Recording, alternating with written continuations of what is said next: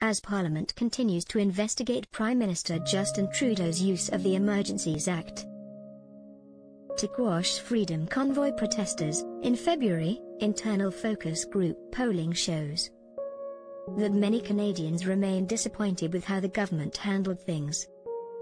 According to Blacklock's reporter, a Privy Council Office survey titled Continuous Qualitative Data Collection of Canadians' Views found that respondents were upset with how little the federal government engaged with protesters.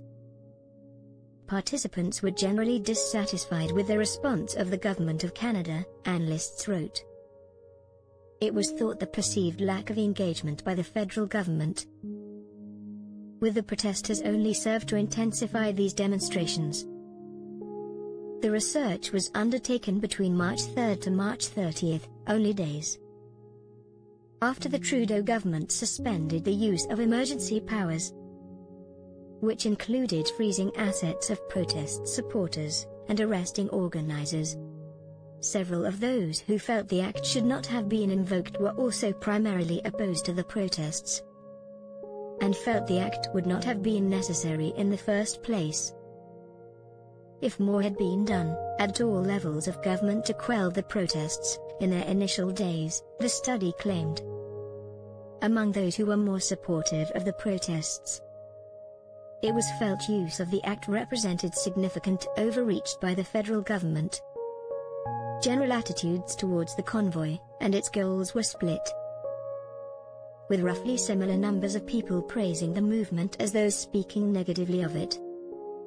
Across all groups, a roughly similar number of individuals spoke negatively about the protests as those who expressed support, with several others more uncertain, wrote analysts. Some Canadians even said that the primarily grassroots convoy encouraged and uplifted them in its opposition of COVID-19 mandates.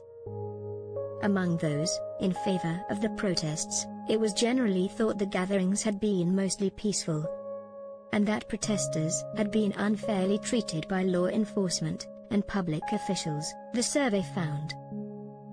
In addition, several participants believed coverage of these protests in media had been almost entirely one-sided and portrayed the demonstrations in a disproportionately negative light.